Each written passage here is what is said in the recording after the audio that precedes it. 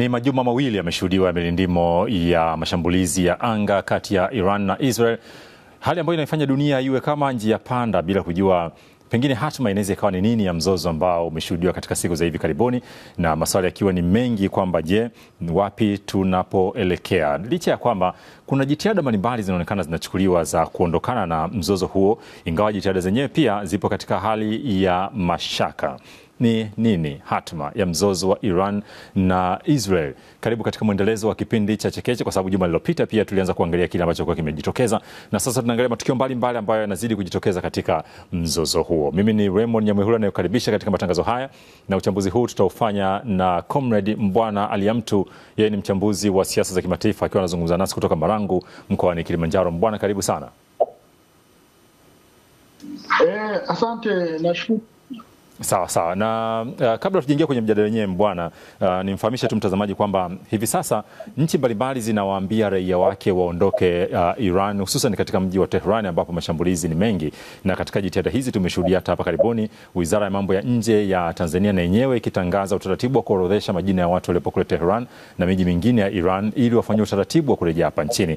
Na tumezungumza na mmoja wa Watanzania ambao wapo huko, ingawa hakutaka utambulisho wake ufahamike. Anatueleza kile ambacho wanakipitia katikati ya mapigano yanaendelea kati ya Iran na Israel. Hebu tumsikilize afu tuje kwenye mjadala. Kwa namna moja au mwingine tumekuwa tukifanya kazi katika mazingira magumu ya kulazimika wakati mwingine baadhi ya kazi kuzifanyia nyumbani, shifti, kubadilisha watu kwenda maofisini wakiwa wachache.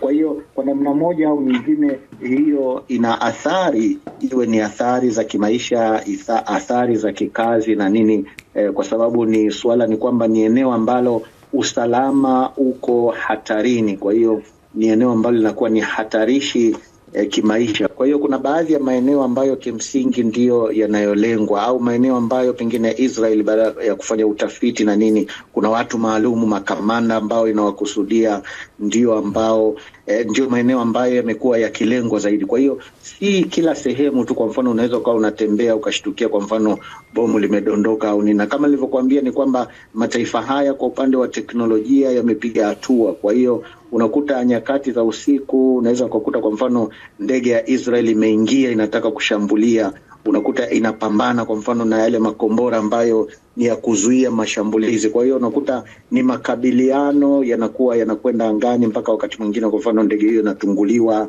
au inafanikiwa kushambulia baadhi ya maeneo. Naweza nikakwambia sasa hivi kilichotukwamisha ni pengine ni msaada tu wa serikali wa kuweza kutoka katika ili eneo na kwenda katika maeneo mengine ambayo ni salama, kwa sababu hasa kwa upande wa familia na hasa kwa upande wa watoto, wanafunzi, kisaikolojia wamekuwa wanaathirika na hii hali inayoelekea sasa hivi.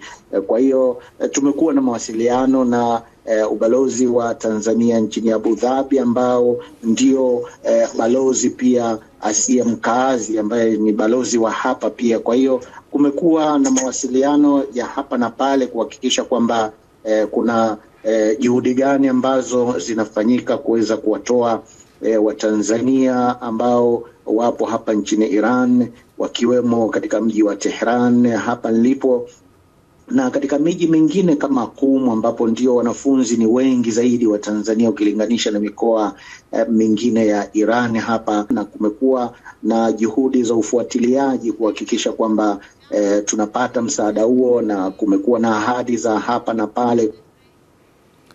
Ni miongoni mwa Watanzania hawa ambao wako kule Iran, hususan katika mji wa Tehran, ambaye hakutaka utambulisho wake ufahamike, lakini amezungumza nasi akitupa kile ambacho wanakipitia. Na taarifa ya Wizara ya Mambo ya Nje ya Tanzania inasema kwamba ni zaidi ya Watanzania 160 waliopo huko, wengi wao wakiwa ni wanafunzi ambao ni 134 katika mji wa Qum. Bila shaka jitihada zinazofanywa za kurejesha nchini wakiwa salama zitafanikiwa. Twende kwenye mjadala wenyewe bwana Mbwana Aliamtu. Kihistoria, Iran na Israel wamekuwa wanatofautiana wapi? Kwanza mgogoro wa Iran na Israeli umekuwa ni mgogoro wa muda mrefu, na kimsingi una sababu nyingi, lakini sababu kubwa za msingi kabisa tatu.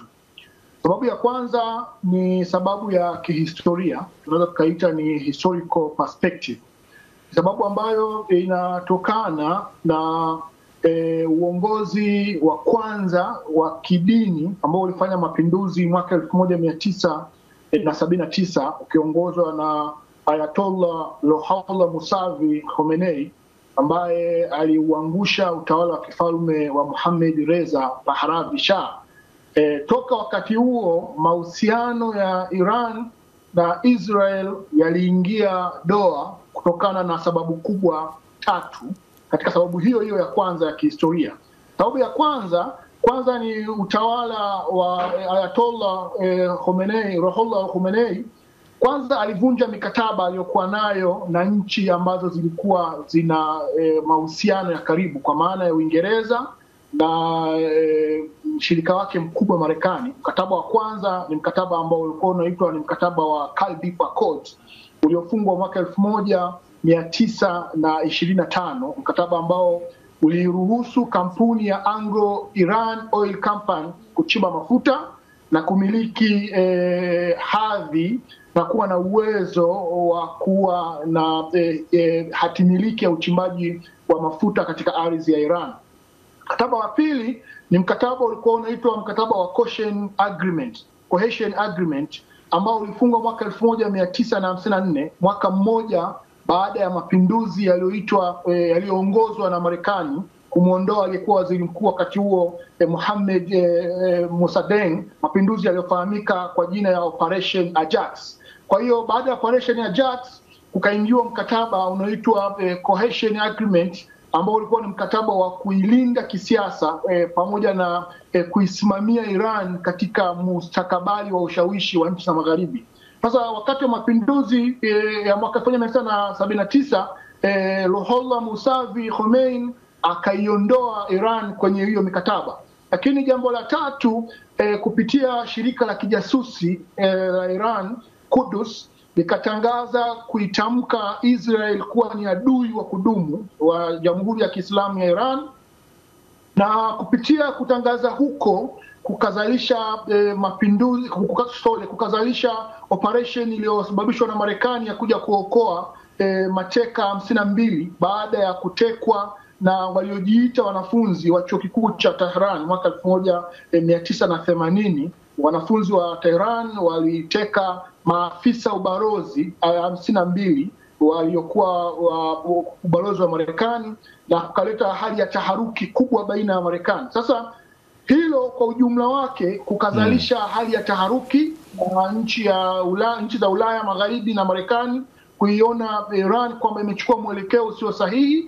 Lakini pia serikali ya Tehran chini ya Ayatollah Ruhollah Musavi Khomeini pamoja na serikali ya Israel zikaingia kwenye taharuki, kwa sababu tayari serikali ya Iran ilikuwa imeshaitambua Israel kuwa ni taifa la kigaidi, na kikundi kilichokuwa kinafanya ujasusi cha Quds chini ya jeshi la Jamhuri ya Mapinduzi la Iran kukaitamka kwamba jeshi la IDF, jeshi la Israel, kuwa ni jeshi la kigaidi kwa sababu liliundwa na makundi matatu ya kigaidi, ikiwepo kundi la Stein Gang lililokuwa likiongozwa na Isaac Shamir, alikuja kwa waziri mkuu wa 7 wa Israel baadaye.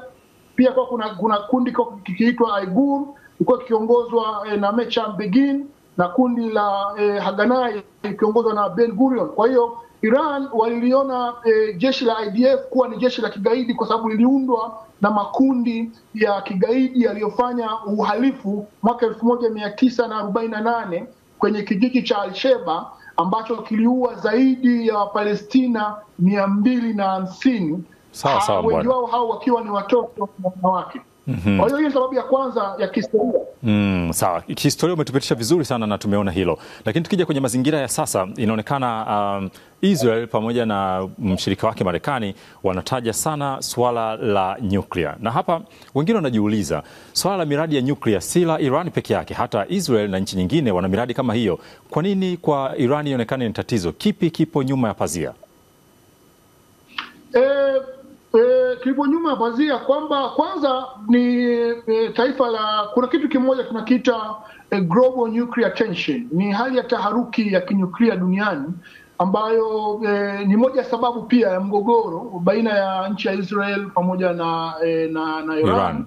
Na washirika wa Israel kwa maana ya Marekani na Uingereza na mataifa mengine ya Ulaya Magharibi, ni kwamba swala hili linaanza nyuma kidogo. Kuanzia mwaka 1953 Iran ilisaini mkataba, wakati huo ikiwa chini ya mfalme Mohammed Pahlavi Shah, ilisaini mkataba wa NPT, mkataba ambao ulikuwa unaifanya Iran kuwa chini ya uangalizi. Lakini wakati wa utawala wa rais wa Iran Mohammed Nejad, alijiondoa kwenye kitu ambacho kiliitwa Paris Accord, mkataba ambao ulikuwa umefikia mwafaka wa nchi ya Iran kuwa chini ya uangalizi wa usimamizi wa utubishaji wa madini ya Iran ambayo inaweza kutengeneza mabomu ya nyuklia, ambao wakati huo Rais Mohamed Khattam aliingia mkataba na nchi za Ulaya Magharibi, na baadaye kufikia mwafaka mwaka 2005 kuingiza Iran kwenye mkataba wa JCPOA, mkataba ambao pia ulikuwa unadhibiti Iran kurutubisha madini. Sasa Ahmadinejad alijiondoa kwenye huo mkataba na kuita kwamba huo ni mkataba wa kihaini, mkataba ambao unaihujumu Iran. Kuanzia hapo hali ya taharuki dhidi ya Iran na Israel imekuwa kubwa, na Israel imekuwa ikishtumu Iran kwamba inatengeneza makombora ya uranium, makombora ya nyuklia kupitia urutubishaji wa uranium, jambo ambalo linaweza kuleta uhatari kwa maslahi ya Israel na maslahi ya Mashariki ya Kati. Hivi sasa inaonekana kwenye mashambulizi haya yanayoendelea ni kama Iran anapata uungwaji mkono ama kuwafurahisha watu wengine ambao hawaifurahii Gaza, hawaifurahii Israel inavyoendesha mashambulizi yake katika maeneo mengine ikiwemo Gaza. Na katika kauli hii Iran inaonekana haijataka kuwa mnyonge, na hata tumemsikia kiongozi wa Iran Ayatollah Khamenei akisema kwamba hawatarudi nyuma, na nukuu baadhi ya maneno yake ambayo amenyukua vyombo vya habari. Anasema hawatasalimu amri, na anaonya mpaka Marekani kwamba iwapo itajiunga na Israel kushambulia kijeshi kuna kitu kitatokea. Na wakati huo Marekani amesema wanajua maficho ya kiongozi huyo Ayatollah Ali Khamenei na hawatamdhuru kwa sasa, ingawa uvumilivu wao una ukomo. Sambamba na hilo, China naye kupitia Wizara ya Mambo ya Nje wanasema kwamba Marekani inamwagia mafuta katika mgogoro baina ya Israel na Iran badala ya kutumia ushawishi wake kutafuta ufumbuzi. Kauli hizi zinatengeneza mazingira gani ukilinganisha na hiki kinachoendelea hivi sasa? Kauli hizi zinaleta hali ya taharuki zaidi, lakini jambo la kujua ni kwamba Marekani hayafanyi haya kwa bahati mbaya. Kuna kitu tunachokiita geostrategic feed, ni hali ya kimkakati ya kidunia, kwa maana ya Marekani kujiingiza kwenye huu mgogoro, na Marekani imekuwa ikitamka wazi kwamba imekuwa ikifanya kazi kubwa ya kuisaidia Israel katika masuala ya ulinzi na masuala mengine kiushawishi. Lengo la msingi ni kwa ajili ya kuweza kudhibiti geopolitical ya nchi za Mashariki ya Kati kwa maslahi ya nchi ya Marekani. Na hili linatokana kwa sababu eneo la Iran ni eneo muhimu zaidi kimkakati, kwamba kwanza tujue kwamba 48.3 ya mafuta yote duniani yanatoka Mashariki ya Kati, na 20% ya mafuta yote hayo yanapita kwenye mlango bahari wa Hormuz ambao uko chini ya Iran. Kwa hiyo eneo la Iran ni eneo muhimu kimkakati. Kwa hiyo Marekani kujiingiza katika mgogoro huu ni kuendelea kuhakikisha kwamba ile nguvu yake kiushawishi Mashariki ya Kati inazidi kuwa pale pale, lakini pili kuhakikisha kwamba mshirika wake Israel anaendelea kuwa salama. Na ndio maana kuna operesheni nyingi ambazo Israel inafanya za siri ikishirikiana na CIA, kama operesheni za kujisha taarifa, operesheni za kutumia satellite za kiintelijensia za Marekani kwa ajili ya kupata taarifa za siri za Tehran. Lakini jambo jingine la muhimu pia ni kwamba kuendelea kuweka ushawishi wa Israel katika eneo la Mashariki ya Kati ni muhimu zaidi kwa usalama wa Marekani na kwa maslahi ya Marekani, na ili hayo yaweze kuwepo ni lazima kuweza kudhibiti uinukaji wa taifa la Iran katika Mashariki ya Kati. Sasa ndio maana Marekani imezidi kuweka nguvu na kuhimiza kwamba inaweza kaingilia kwenye mgogoro huu, jambo ambalo kimsingi na kidiplomasia ni jambo ambalo ni baya zaidi, kwa sababu itakuwa ni sawasawa na kumwaga mafuta ya petroli kwenye moto. Sawa sawa. Bwana Liamtu yeye ni mchambuzi wa siasa za kimataifa ambaye anazungumza nasi akiwa kule Marangu mkoani Kilimanjaro katika Chekeche, mwendelezo wa mjadala wa kinachoendelea kati ya Iran na Israel. Nini hatma ya mzozo huu kwa kadri unavyozidi kukua, ndicho ambacho tunakiangalia. Tutarejea hivi punde katika sehemu ya pili na ya mwisho ya mjadala huu.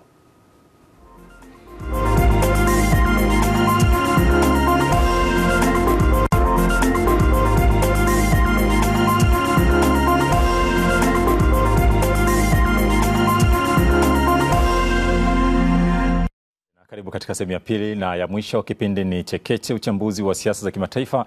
Gumzo la hivi sasa ni mgogoro ama mzozo uliopo kati ya Israel na Iran. Kwa sehemu ya kwanza tumeona chimbuko lake na yanayozidi kuendelea hivi sasa, lakini tunachokiangalia zaidi ni nini hatma ya mgogoro ambao unaendelea kutokea na dunia ikionekana iko njia panda juu ya hatima yenyewe ya mzozo huu. Tunaye Bwana Liamtu, mchambuzi wa siasa za kimataifa ambaye tunazungumza naye akiwa Marangu mkoani Kilimanjaro. Bwana, tunaona kwamba kwa hiki kinachoendelea hivi sasa Irani ndiye anayetazamwa zaidi na hao Israel pamoja na washirika wake. Na katika siku za hivi karibuni tumeona hata wasaidizi wa karibu na makamanda wa kiongozi wa Iran wakiwa wanauawa kirahisi sana. Sasa kuna kitu hapa kinajitokeza ambacho mimi najiuliza binafsi kwamba iwapo Iran anahofiwa kwa kuwa na hizo silaha za nyuklia alizonazo, anashindwa vipi kuwalinda watu wake mpaka wanawindwa na kuuawa na Israel mara kwa mara? Kwanza jambo moja la msingi ni kwamba nchi ya Israel kupitia shirika lake la kijasusi la nje Mossad na Shin Bet, shirika la ndani, kitu kimoja kikubwa ambacho wamefanikiwa ni kuweza kufanya ukachero ndani ya nchi ya Iran kwa muda mrefu. Utakumbuka mwaka 2006-2007 Ahmadinejad aliwahi kutamka hadharani kwamba waliwahi kuunda kamati maalum ya uchunguzi ya kwa nini mipango yao ya nyuklia mingi inavuja, na baada ya kuunda kamati mwaka mmoja baadaye walibaini kwamba kamati nzima walikuwa ni makachero au mapandikizi kutoka Mossad. Kwa hiyo jambo kubwa la msingi la kujua ni kwamba Iran imefeli pakubwa sana kwenye ujasusi kupitia shirika lake la kijasusi la jeshi la Quds, ambalo imeonekana kwamba taarifa nyingi sana za Iran zinavuja kwenye kwenda Mossad na kwenda CIA. Na hiyo ni kwa sababu kubwa mbili. Sababu ya kwanza ni kwamba Mossad wanatumia mfumo wa kuhack taarifa za mawasiliano kupitia kwenye simu, vyombo vya electronic vya viongozi wengi wa Iran. Lakini jambo la pili ni kwamba wanatumia mfumo unaoitwa geospatial intelligence. Geospatial intelligence ni mfumo ambao Mossad wanatumia satellite za reconnaissance za Marekani za kijasusi kupokea taarifa nyingi, ambazo taarifa zile zinapachikwa na mapandikizi ambao wako ndani ya serikali na wengine wako ndani ya jeshi la Iran. Kwa hiyo jambo kubwa la kujua ni kwamba Iran imefeli hapo, na ndio maana unaona viongozi wengi wa karibu wale wa inner circle wa nchini Iran wanauawa na wanapatikana kwa urahisi zaidi, kwa sababu taarifa zao nyingi sana zinavuja kupitia kwa mapandikizi ambao wako ndani ya serikali, wengine wako ndani ya Quds, wengine wako ndani ya jeshi la mapinduzi na wengine pia kwenye jeshi la taifa. Ikiwa hali ndio hii sasa, usalama wa kiongozi wa Iran Ayatollah Ali Khamenei uko vipi? Ukweli usalama unakuwa kwenye hali hatarishi sana, lakini nchi ya Iran imechukua tahadhari. Kwanza imefanya mabadiliko makubwa ya mfumo wa ulinzi wa ndani, ile tunaita ni internal intelligence, lakini pia imefanya mabadiliko makubwa ya utoaji wa taarifa, na hiyo pia imechangia pakubwa sasa kwa jeshi la Israel imepata ugumu kwenye hizi siku tatu za mwisho za kufanya mashambulizi, kwa sababu imekuwa sasa haipati taarifa ambazo ni za uhakika kutokana na mabadiliko makubwa ya mfumo wa ulinzi ya Iran ambayo imefanya, ambao sasa ni mfumo mgumu kidogo. Kuna baadhi ya watu ambao wameshukiwa, tumeona pia hapa karibuni kuna baadhi ya watu wameshikiliwa, watu wengine wamekamatwa, baadhi ya maeneo ambayo yalikuwa yanashukiwa pia yameweza kupatikana kuwa yanatengeneza drone za siri kupitia Mossad. Kwa hiyo hili pia limewasaidia pakubwa nchi ya Iran pia kuweza kupata nafuu ya kuona kwamba viongozi wengi hawauawi. lakini pia limeweka ugumu kwa jeshi la IDF la Israel kuweza kufanya mashambulizi ya kushtukiza, kwa sababu upatikanaji wa taarifa pia umekuwa ni mgumu. Na pia serikali ya Iran imetangaza kuvifungia baadhi ya mifumo ya njia ya mawasiliano. Pia imebadilisha IP nyingi za mfumo wa wifi na nyingine nyingi, ili kuweza kujilinda kutokana na hatua hiyo ambayo Israeli ilikuwa ikifaidika kwa kupata taarifa na kufanya mashambulizi ya kushtukiza. Hivi sasa bwana, tunaona kwa sehemu kubwa inaangaliwa jitihada za kumaliza huu mzozo, na tumemsikia hivi karibuni rais wa Urusi Vladimir Putin akisema kwamba angependa awe mpatanishi ili kumaliza mzozo wenyewe. Lakini sambamba na hilo, tumeona jumuiya ya kimataifa kupitia bara la Ulaya, kwa maana ya mawaziri wa mambo ya nje wa Uingereza, Ujerumani pamoja na Ufaransa wakikutana na mwenzao wa Iran kule Geneva nchini Uswizi katika hali ya kuleta ile usuluhishi na utulivu. Lakini Iran imesema kwamba swala la kidiplomasia lina nafasi yake endapo tu pale Israel itakapositisha mapigano. Suluhisho la kudumu naliona liko wapi? Suluhisho la kudumu ni njia ya kidiplomasia, ndio njia pekee ambayo inatambulika na ni njia yenye nafuu nyingi za kisiasa na nafuu nyingi zaidi za kuleta utulivu wa kudumu kuliko kutumia njia ya kijeshi, njia ya migogoro, njia ya mivutano. Kwa hiyo ukweli tu baki wazi kwamba njia pekee ya kuweza kumaliza mgogoro huu uliopo ni njia ya usuluhishi, kwa maana njia ya kidiplomasia. Na ni vyema zaidi sasa pia Marekani ikabadilisha mwelekeo wake wa kutazama mgogoro huu kwa kukaa upande mmoja, hasa upande wa Israel, ili kuweza kuleta hali sawazisho, hali ya usawa, ili mgogoro kama huu usitokee, kwa sababu tunavyojua wazi kwamba msimamo wa Israel inaiona Iran kwamba ni nchi tishio, kwa sababu pia imekuwa ikifadhili makundi ambayo yamekuwa yakifanya mashambulizi nchini Israel, kundi kama la Hezbollah, kundi kama la Hamas na makundi mengine ikiwepo Houthi pamoja na makundi mengine yaliyopo Iraq. Kwa hiyo nadhani suluhisho la sambamba la kuondoa mgogoro huu ni pamoja na kuyaunganisha pamoja, kupatikana kwa suluhu uliopo kati ya mgogoro ya Hezbollah na mgogoro wa Hamas, ili Hamas itakapotulia na Israel itakapokuja pia kushambulia maeneo ya Gaza, itakuwa pia ni nafuu pamoja na mgogoro wa Iran pamoja na Israel. Lakini kwa kuzingatia kile ambacho ulikizungumza mwanzoni kwamba Marekani yupo upande wa Israel kimkakati, unaona mazingira ya Marekani kweli kuwa katika mzania kusema kwamba asichague upande? Ni ngumu sana, ndio maana nikasema awali ni ngumu, lakini ili kupatikana kwa suluhu ya kudumu lazima Marekani iamue hivyo, lakini uhalisia ni mgumu sana, kwa sababu Israel imetoka kuanzishwa kwake mwaka 1948 imekuwa pale kwa maslahi makubwa ya nchi ya Marekani. Ukirejelea mkataba wa McMahon-Hussein Declaration, mkataba wa Balfour Declaration, mkataba wa Sykes-Picot Agreement, mkataba wa Washington Accord, pamoja na resolution ya Umoja wa Mataifa ya mwaka 1947, resolution namba 181 na resolution nyingine namba 242. Ukiona wazi ni kwamba Marekani kuamua kukaa pembeni kuto kuibeba Israel ni ngumu sana, kutokana na sababu za kimikakati, sababu za kihistoria na umuhimu wa Israel Mashariki ya Kati katika maslahi ya dunia kwa Marekani, kwa maana ya geopolitics. Sasa lakini ili kupatikane mustakabali wa kudumu, kwa sababu tutakachokwenda ni kwenda kupata machafuko makubwa zaidi Mashariki ya Kati, ikiwa kama vita hivi havitadhibitiwa na tukaingia kwenye vita kubwa kabisa ya kati ya Irani na Israel, manake ni kwamba tutahusisha pia vikundi vya kigaidi kama vikundi vya Hezbollah, vikundi vile vya paramilitary ambavyo viko Iraq vinaosapotiwa na Iran, vikundi kama vilivyopo Yemen na vikundi vingine. Lakini pia ni vitu itakuwa kubwa, kwa sababu tunavyojua pia Iran ina washirika wake muhimu, akiwepo ni Pakistan, japo Pakistan pia ni mshirika mkubwa wa Marekani.